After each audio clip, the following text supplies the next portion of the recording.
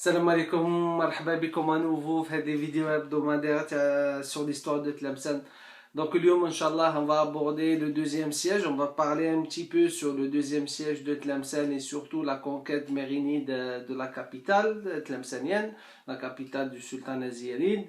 Mais on va principalement se focaliser sur Abu Hammoud II, un roi ziyanide, un très grand roi ziyanide qui va marquer l'histoire de Tlemcen, il va laisser son empreinte.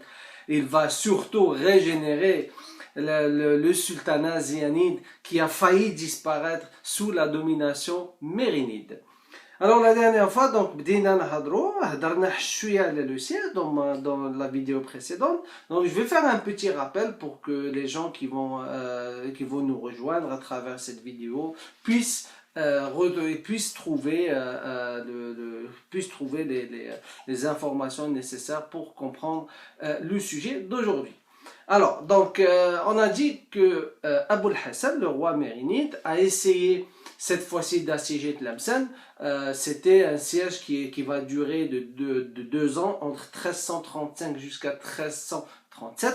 Cette fois-ci, le blocus et le siège là, et le siège économique, surtout le blocus économique sur la ville de Tlemcen, va réussir. Ça sera un succès. Donc Tlemcen elle va tomber entre les mains de Abul Hassan. Abul Hassan, c'était un monarque mérinide tolérant, il était ouvert, donc il ne va pas détruire Tlemcen, bien au contraire, il va la restaurer, mais il va choisir le Mansoura comme lieu, sa résidence royale, afin de diriger le gouvernement de Tlemcen, ou là le gouvernement mérinide, où Tlemcen est annexé. Alors, pendant cette période, donc pendant ce siège, le roi ziyanide qui gouvernait, qui était à la tête du sultanat, c'était Abu Tashfin Ier. Donc Abu Tashfin va être assassiné. Abu Tashfin, lui, quelques de ses enfants et de ses descendants vont être tués lors de ce blocus. Et maintenant, Tlemcen, c'est bon, c'est fini. Tlemcen est devenu mérinide. Alors, on peut, donc le siège ou cette période mérinide, souvent les historiens vont la situer entre 1337 jusqu'à 1359. Mais en réalité, on peut la couper en deux parties. Donc c'est 1337 jusqu'à 1348 et après de 1352 jusqu'à 1359. Donc pourquoi? Parce que en 1348, le roi Abul Hassan al-Mérini, il mout. Et il va avoir des révoltes à l'intérieur du sultanat de Tlemcen qui vont essayer de remettre les rois ziyanides à la tête, ils vont essayer de renaître le sultanat ziyanide en soutenant, en supportant, en poussant certains rois ziyanides au pouvoir, mais malheureusement il y avait toujours des conflits avec les mérinides, donc les mérinides donc du coup ils ne réussissaient pas à mettre en place Hada, le nouveau roi ziyanide, ou là le descendant ziyanide, qui était légitime de toutes les façons parce que c'était leur terre, c'était Ardentaham. Donc Hagda, il y avait des conflits binatom, où là c'était un conflit ziyanide-mérinide, où périodiquement quelques rois ziyanides pouvaient contrôler Tlemcen, mais c'était vraiment très court, donc c'était instable. Donc c'est là où à chaque fois donc ces tentatives échouaient et le sultanat ziyanide s'affaissait encore et les mérinides reprenaient le dessus. Donc un événement va marquer, ça sera le tournant de ce conflit. C'était après Abul Hassan, c'était Abu Inan Faris, c'était un roi, un sultan ziyanide, mérinide, qui va prendre les rênes du sultanat mérinide et notamment à Tlemcen parce que c'était le gouverneur. Donc je rappelle que le Mansoura là c'était la résidence royale ou la résidence du gouvernement mérinide. Donc le Mouchouar il était vide, l'a abandonné, ou là c'était pas réellement, c'est pas de là où les relations diplomatiques ou là le contrôle du sultanat se faisait, mais plutôt de Mansoura et plus spécialement de Qasr Abi Fir. La dernière fois, là où Abul Hassan y résidait seulement 4 ans. Donc Abu Aina al-Faris il arrive au pouvoir, il gouverne Tlemcen lui aussi, mais ce qui va se passer, c'est qu'il va être assassiné. Donc, vu qu'il y avait des conflits entre les Ziyanides et les Mérinides, donc à chaque fois les Ziyanides qui essayaient de le pouvoir, les Mérinides les empêchaient, ils prenaient le dessus, etc. Donc, la fin ou le coup de grâce est venu le jour où un vizir ou un wazir ou un hajib ou un mazouar va réussir à assassiner Abu Aynan Faris, et c'est là où les tribus qui soutenaient Ziyanid, ou là qui étaient ces tribus, elles étaient toujours du côté des Ziyanides, va prendre le dessus et chasser définitivement les Mérinides de Tlemcen. Alors, sur cette histoire de Abu Aynan Faris, Ibn Khaldoun ne parle pas d'un assassinat, il parle d'une mort. Donc il dit pas qu'il a été assassiné. Mais on voit que c'est une histoire qui ressemble fortement à ce qui s'est passé lors du premier siège. Donc Abu Yaqub, quand il a été assassiné lui aussi par son eunuque, ou ce qui a induit la levée du siège. Abu Aynan Faris. Donc Abu Aynan Faris, donc on lui doit quelques monuments mérinides à Tlemcen, notamment Sid Halwi. Et si vous visitez Sid Halwi, vous allez trouver une inscription qui indique clairement que c'était pendant son règne où had la mosquée ou l'école, parce que c'était un complexe, en fait c'était une madrasa et aussi une mosquée, et le mausolée de Sid Halwi ont été fondés durant le règne de Abu Aynan Faris. Abu Aynan Faris aussi, on lui doit le madrasa al-Bouananiya, avec le Bouananiya fi Fas.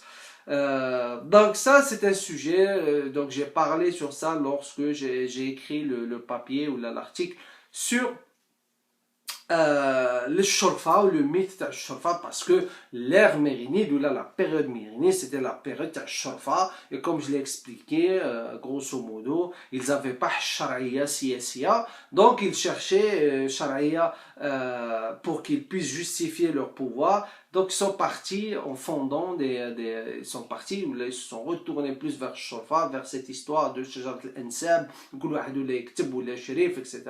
Où malheureusement, comme vous le savez, il y a toujours des faussaires, il y a toujours des profiteurs. Voilà, donc en tout cas. Alors, donc je l'ai dit, donc la période, le siège ou la domination mérinide à Tlemcen est divisée en deux parties, sont 1337 jusqu'à 1348, puis 1352 jusqu'à 1357. 59, là où le Abu Aynan Faris va être assassiné, et surtout un roi ziyanide va faire son apparition, un très très grand roi amazir qui va prendre les choses en main et qui va régénérer, il va rebaptiser, il va refonder, il va reformer le sultanat ziyanide, et qui s'appelle Abu Hammoum Moussa II. Abu Hammoum Moussa II, et non donc comme la dernière fois lors des vidéos on a parlé de Abu Hammoum Moussa Ier, et là on va parler de Abu Hammoum Moussa II, et comme par hasard Abu Hammoum Moussa Ier, donc il avait un fils qui s'appelle Abu Tishfin Ier, ou Hada Ta'alioum Abu Hammoum Moussa II, lui aussi il va avoir un fils qui va jouer un rôle aussi dans l'histoire de Tlemcen, qui s'appellera Abu Tishfin II.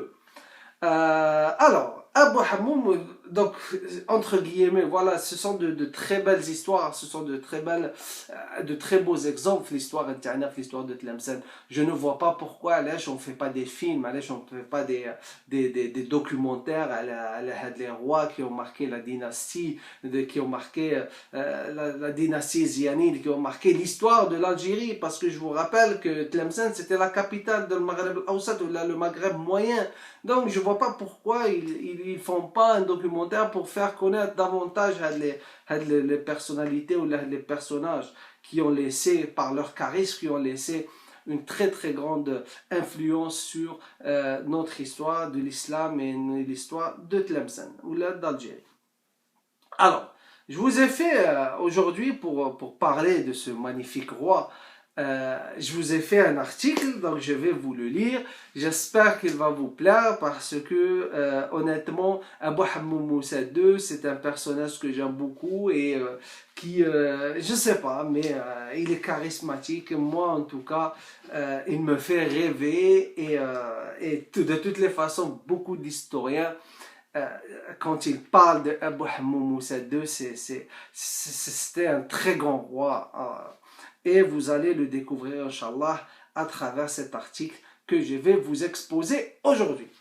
Donc, je l'ai intitulé Un grand roi amazir, Abu Hammou Moussa II, de 1359 jusqu'à 1399. Donc, je vais aborder sa vie par un petit résumé afin que tout le monde puisse comprendre, ou là, pour se situer dans cette période historique et comment ce roi est venu au pouvoir et qu'est-ce qu'il a apporté, qu'est-ce qu'il a laissé, qu'est-ce qu'il a fait pour Tlemcen, qu'est-ce qu'il a fait pour son sultanat. Et surtout, quand vous allez le découvrir, cette énergie qu'il avait, malheureusement, c'est vrai, la fin, elle va être triste, mais toujours est-il, c'était un combattant, c'était un vaillant combattant, c'était un stratège, en tout cas. Donc voilà. Pendant la seconde moitié du XIVe siècle, qui, à juste titre, peut être considéré tant au point de vue artistique et littéraire qu'au point de vue scientifique comme le siècle d'or amazir. Abu Hammou II est une des figures les plus originales et des plus typiques. Donc l'émir al-Muslimin, donc il l'appelle émir des croyants, ou l'émir mu'minin. Pas vraiment. Certains le disent, mais plutôt c'est émir al-Muslimin. Parce que Amir al-Mu'minin, c'était consacré au khilafa. Et comme vous le savez, le khilafa, donc à cette période, il n'y avait pas de khilafa. Parce que le khilafa al-Abbasiya a tahat en 1253, je crois. Donc automatiquement, donc, il n'y avait pas de khilafa. Donc dire de Amir al-Mu'minin, donc c'est prendre un titre qui est réservé à une personnalité importante. En tout cas, mais ça, c'est le Hafsid, ils ont pris ce nom. Mais ça, les Zianides, ils n'ont pas pris ce nom. En tout cas, émir des croyants, roi du Maghreb moyen, il fut le mécène intelligent de la littérature, des arts et des sciences.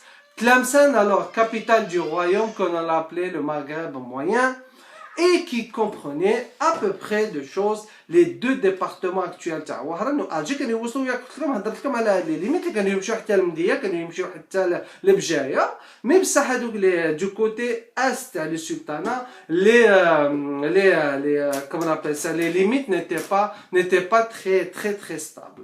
Alors, donc, vers la fin du XIIIe siècle, donc un chef hardi tribu des Benu Abdelwad et Mourassen avait fondé ce royaume sous l'égide des souverains hafsides de Tunis, dont la domination s'étendait des confins de l'Égypte jusqu'au cœur même du Maroc. Mais ses successeurs immédiats avaient bientôt secoué ce joug, s'étaient déclarés indépendants, remplaçant le nom du sultan hafsid dans la prière du vendredi par leur nom et prenant le titre de Émir des croyants. Émir Mu'minin. Donc Abu Hammou Moussa II, arrière-petit-fils de Yahya Hassan, donc lui, apparemment, Abu Hammou Moussa II est né en Andalousie. Donc là, on peut voir aussi ceci, peut-être cette généalogie, ou là, cet héritage, ou là, les gènes andalous qui vont le pousser, on va dire, à préserver, où là, il avait un goût raffiné, où là, c'était un protecteur des arts et des sciences. Donc peut-être on peut voir ici une petite relation entre ces gènes andalous et ce qu'il a fait pour Tlemcen. En tout cas, donc c'était là un petit-neveu de Yahya fut le 7e et le plus grand prince amazir de Tlemcen, bien qu'il eut, durant son règne de 30 ans, à subir toutes sortes de revers. Il dut conquérir ses États d'épée au poing. En juillet 1352, le sultan du Maroc, c'est-à-dire Abu Ainan Faris, fort puissant, avait envahi l'Oranie, renversé la dynastie régnante et annexé à sa couronne tous les pays jusqu'à Constantine. Cependant, la tribu des Beni Abdelwad, chassée de Tlemcen, de sa capitale, est retirée dans le désert. Bien sûr, comme je l'ai expliqué, pendant le siège, donc dans le désert, ne se résignait pas à sa déchéance. Elle proclama Abu Hammou le descendant direct de ses princes massacrés. Celui-ci se mit aussitôt à l'œuvre Pendant quelques années, il organisa et entraîna ses troupes, rechercha l'alliance d'autres tribus puissantes, se ménagea partout des intelligences. Puis, lorsque tout fut prêt, vers l'année 1358, il se mit en marche à la tête de son armée et des Arabes de Bani Amr, ses alliés, qui avaient fui aussi dans le désert, brisant toute résistance qui lui ouvrit ses portes. Et le jeudi 31 janvier 1359, il faisait son entrée triomphale dans le palais royal et s'asseyait sur le trône de ses ancêtres. Bientôt, ses lieutenants, par de hardis coups de main, emportaient l'assaut sur les autres villes, ou l'assaut des grandes villes, notamment Mostaganem, Deya, Alger, et tout le Maghreb moyen reconnaissait son autorité. Donc, en possession de tous ces États, le sultan Amazigh montra une activité peu commune. Il fallait faire face aux embarras intérieurs, réorganiser l'administration et les finances, assurer la prospérité et la grandeur du royaume. L'ennemi, d'autre part, s'acharnait sur lui, et son règne fut une succession ininterrompue de revers et de redressements victorieux. Nous le verrons chassé 4 fois de sa capitale, dépossédé de ses meilleures villes, errer de tribu en tribu comme un prince mondial, mais jamais il ne se décourage. L'espoir et la ténacité le poussent chaque fois vers le trône jusqu'au jour où il tombe accablé par son propre fils. Et malgré ces épreuves, il favorise les arts, accueille et encourage les savants, embellit les villes en construisant ou en perfectionnant des palais et des mosquées, et par sa justice et ses libéralités, se fait aimer du petit peuple comme des grands de sa cour. Donc son premier soin fut de conclure la paix avec le sultan Mérinide, ce qui est tout à fait logique, du Maroc, son ennemi. Dès le mois de février 1361, il lui envoyait son fils aîné, Abou Tishfin, donc ça c'est Abou Tishfin II, avec des présents parmi lesquels on admirait un certain nombre de chevaux de race. L'ambassadeur reçut un bon accueil dans la capitale marocaine et parvient à négocier heureusement un traité de paix entre les deux souverains. Donc là, la paix s'est installée en 1361 entre les Mérinides et les Ziyadides. Donc l'autorité d'Abou Hamou était reconnue, surtout le Maghreb moyen, le Maghreb al-Awsat, à l'exception du port d'Oran, à l'exception de Wahran. Wahran, c'était toujours un petit peu spécial, même pendant les Ziyanides. Wahran, elle avait un système financier, un système d'impôts, c'est très très spécifique. Elle était, on va dire, pseudo-indépendante, mais toujours sous l'autorité, sous la dominante autorité, les Ziyanides. Donc quelques mois plus tard, à la tête d'une armée nombreuse, le roi de Tlemcen s'emparait d'Oran. Après un siège de 3 jours, de retour dans sa capitale, il recevait une délégation de notables venus d'Alger qui lui offraient leur soumission. Maître incontesté de tous les États de ses ancêtres, Abou Hamou gouvernant pour le plus grand bien de ses sujets, il voulait partout la prospérité, le respect de l'ordre, la paix. Lorsqu'il passait dans les villes et jetait l'or à pleine main, ordonnait des réjouissances populaires, sa cour patriarcale brillait d'un éclat égal à celui de Grenade ou de Cordoue. Nouveau Saint-Louis, il aimait à rendre lui-même la justice à ses humbles sujets. Et chaque semaine, aux portes de son palais, c'est-à-dire le Machouar, il s'asseyait pour trancher les litiges qui lui étaient soumis. Les historiens arabes nous ont laissé, les historiens musulmans arabes nous ont laissé des fêtes populaires qu'il ordonnait et présidait, des descriptions éclatantes que l'on croirait extraites des contes des 1001 nuits. Et surtout, ça, c'était parmi les fêtes qui ont marqué où là, il accordait une importance importante à Mawlid Nabawi. Ça, donc cette partie, vous allez la trouver dans mon livre, si vous avez la chance de la voir ou là, lorsque vous l'achetez, vous allez trouver une partie, j'ai consacré tout un chapitre à Mawlid Nabawi parce que c'était une fête, les rois Ziyanides étaient les mieux qui organisaient cette fête. Donc, Abu Hammoud, il observait avec fidélité l'anniversaire de la naissance de l'élu de Dieu, donc Rasul sallallahu alayhi wa sallam, comme il l'a dit At-Tanasi dans son livre, et il célébrait cette fête avec beaucoup plus de pompe et de solennité que tous les autres rois. Pour cela, il faisait préparer un banquet auquel étaient invités distinctement les nobles et les roturiers. On voyait dans la salle où tout le monde se réunissait des milliers de coussins rangés sur plusieurs lignes, des tapis étendus. Donc, j'ai essayé un petit peu de vous décrire, même ça vous allez trouver plus de détails dans mon livre, des tapis étendus partout et des flambeaux dressés de distance en distance, grands comme des colonnes. Les dignitaires de la cour étaient placés chacun selon son rang et des pages, revêtus de tuniques, de soie, et de diverses couleurs circulaient autour d'eux, tenant des cassolettes où brûlaient des parfums et des aspersoirs avec lesquels ils jetaient sur les convives des gouttes de senteur, en sorte que dans cette distribution, chacun avait sa part de plaisir et de jouissance. Vers la fin de la nuit, c'est-à-dire la fin de on apportait des tables servies qui par leur forme ressemblaient à des pleines lunes et par leur splendeur à des parterres de fleurs.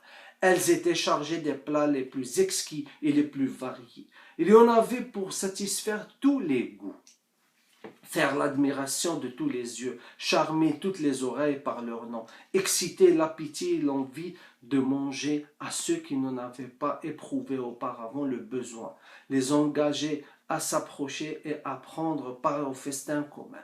Le sultan passait la nuit entière au milieu des convives, qu'il se plaisait à voir et à entendre. Il ne les quittait qu'après la prière du matin, dont il s'acquittait dans le lieu même de la réunion.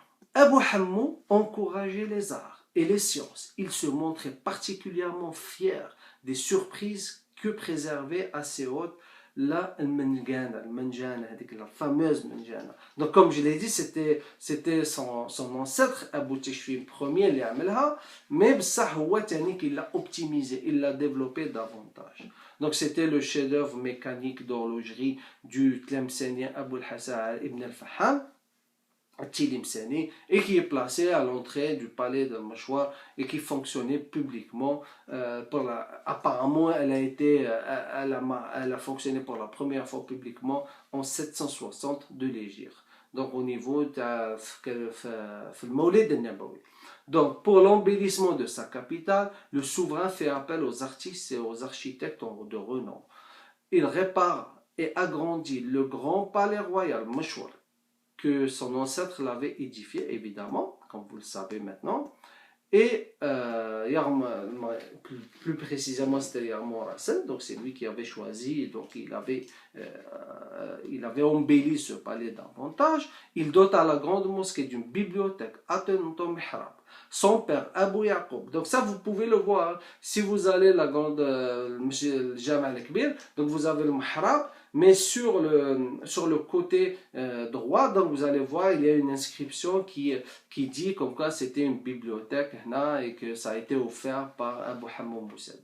Donc, Abu Yaqub était mort à Alger. Il le fit transporter à Tlemcen. Il reçut avec les plus grandes démonstrations de deuil. Et sur son tombeau, il éleva un beau mausolée autour de la khouba funéraire. Il construisait un oratoire connu aujourd'hui sous le nom de la mosquée de Sidi Ibrahim al-Masmoudi et une madrasa. Parce que c'était un complexe. Il y avait une nécropole, c'est sûr, une nécropole royale, les rois ziyadines, mais il y avait le jama, qu'il avait fait au nom de Sidi Ibrahim al-Masmoudi. Donc Masmoudi, donc ça veut dire c'est de la tribu de Masmouda, donc c'était un très grand savant de fiqh. Donc il logeait avant, il enseignait à Madrasa Tchfiniya, puis Abu Hammoud Moussa, le jour où il a fait cette mosquée à son honneur.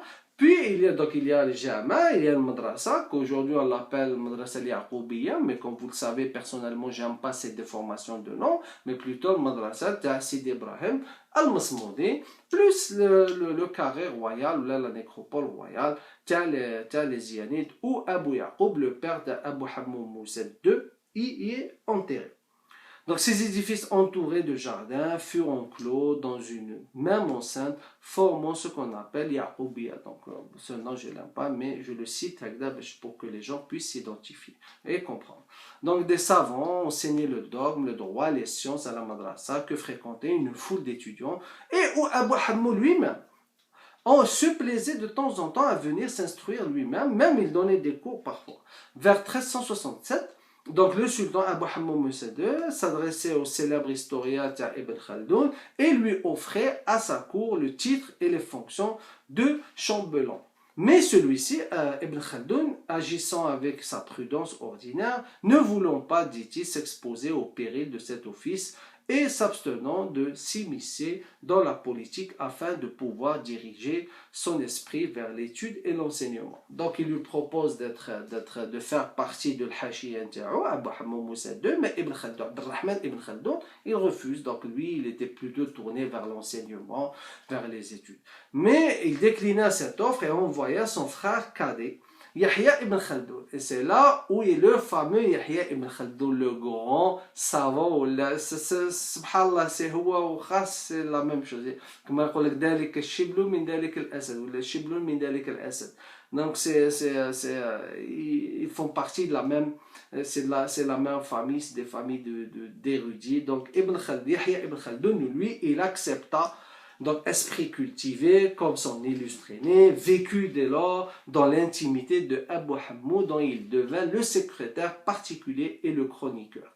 Donc, c'est Yahya ibn Khaldoun qui devient le katib dédié spécialement à Abu Hammou Musa II.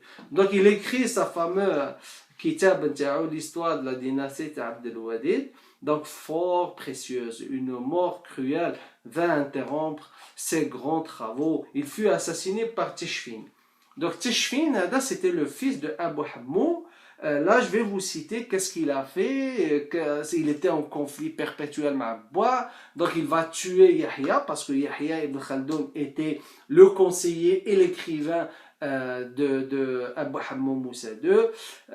Donc le fils aîné Tishfin, donc il va le tuer. Donc c'était un prince ambitieux, c'est exactement comme Abu Tishfin Ier. Donc c'était un prince ambitieux qui devait quelque temps après s'acharner sur son propre père. Impatient de régner, Tishfin résolut en effet de recourir à la violence. Un matin de janvier 1386, avec l'aide de ministres complices, donc avec al-Hashiyya, c'est très très important, donc al-Hashiyya, que le bétanat sou, ce qu'on appelle bétanat sou, quand elle n'est pas sérieuse, ou là, quand ils ne sont pas sérieux, donc les conseillers, c'est pour ça il fallait choisir les conseillers. Donc avec l'aide de ses complices, les ministres, il pénétra dans le palais al-Mouchwar, s'empara de Abu Hammou, le déposa, et se fit proclamer à sa place. Puis, sous bonne escorte, il envoya son père à Oros, c'est-à-dire Abu Hammou Musa II, et il le fit enfermer dans la tour de la Qasaba. Plus tard, il mandait vers lui des émissaires avec l'ordre de le décapiter. Mais les notables d'Oran avertirent le vieux souverain qui parvient à s'évader.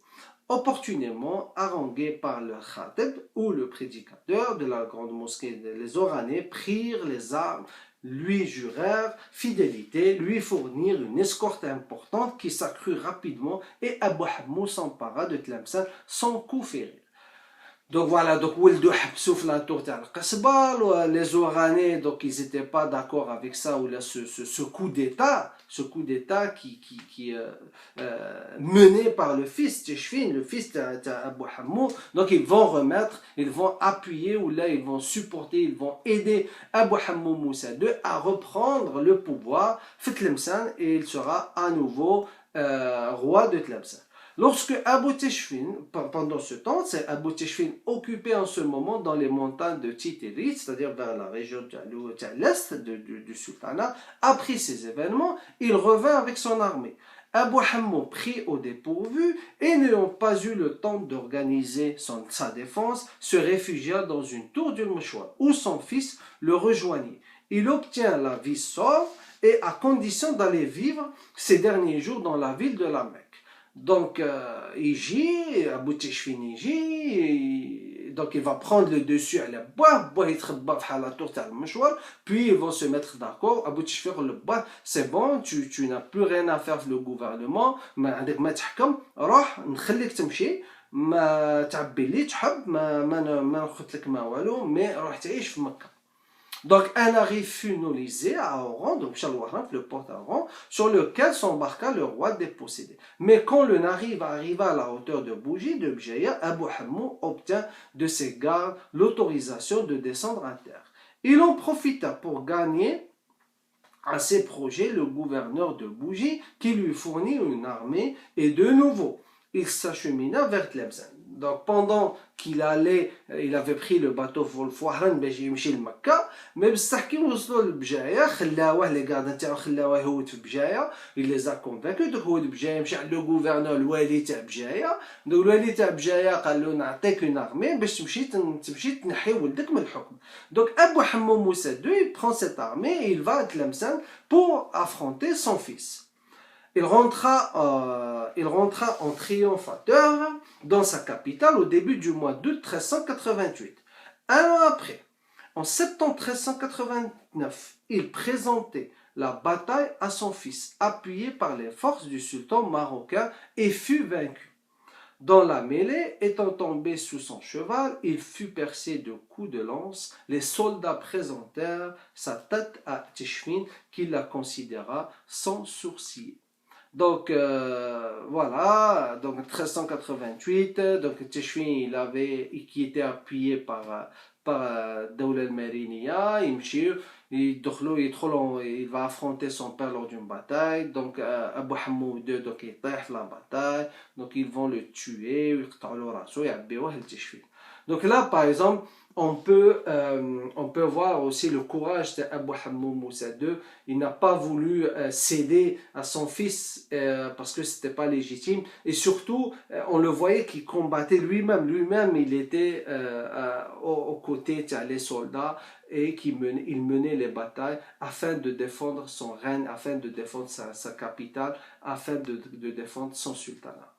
Alors, donc ainsi, après un long règne plein de vicissitudes, mourut le grand roi Amazir Abu Hammou Moussa II, protecteur des arts, protecteur des lettres. Son fils parricide le fait inhumer dans le cimetière du vieux château, le Qasr al-Qadim. Le Qasr al-Qadim, à côté de Georges Marchais, il l'avait situé à côté de la grande mosquée. Donc sa pierre tombale a été retrouvée par Broslar, le fameux préfet d'Oran, responsable des monuments de Tlemcen. Lui, il a trouvé de nombreuses pierres tombales les rois zianides, donc parmi lesquelles Abu Hammou Moussa II. Elle était exposée dans le musée de Tlemcen à l'époque, donc je ne sais pas si aujourd'hui elle est toujours.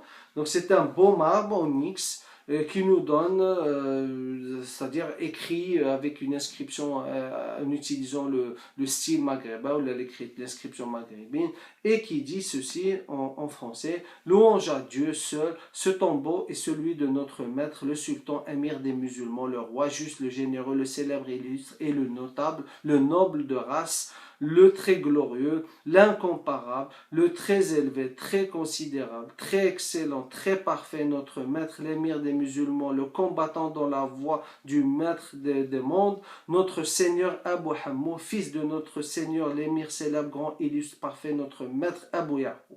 Que Dieu rafraîchisse sa sépulture et lui pardonne dans sa bonté, sa indulgence et sa générosité.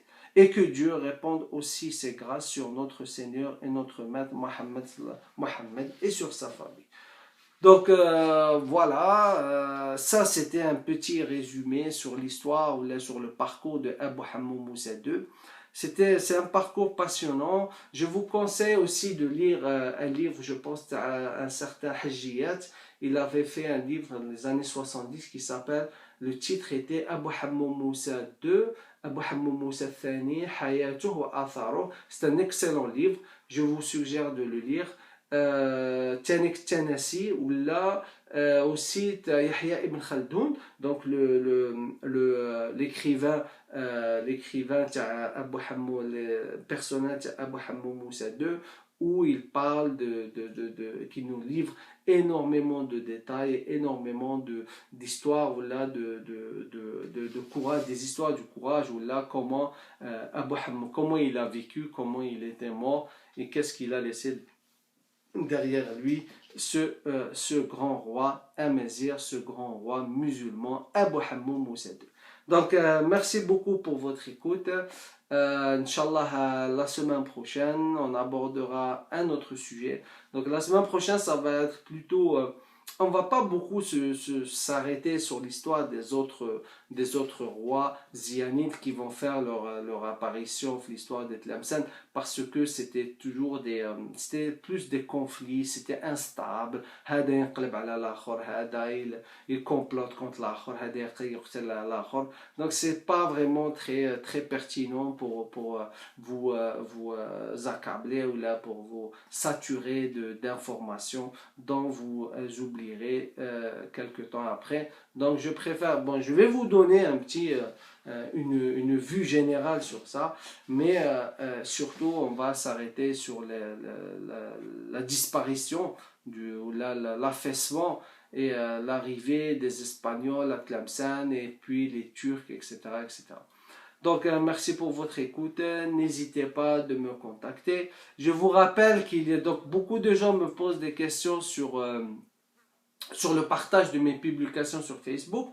Donc, j'ai créé le groupe, c'est vrai. Des fois, il y a des difficultés à partager parce que l'option partager n'apparaît pas. Mais ça, ce n'est pas de ma faute. C'est pas moi qui fais ça. C'est Facebook qui fait ça. Mais en parallèle, je vous ai créé une page où vous pouvez partager ce que vous voulez de mes publications parce que là c'était plus facile et l'option partager est disponible tout le temps.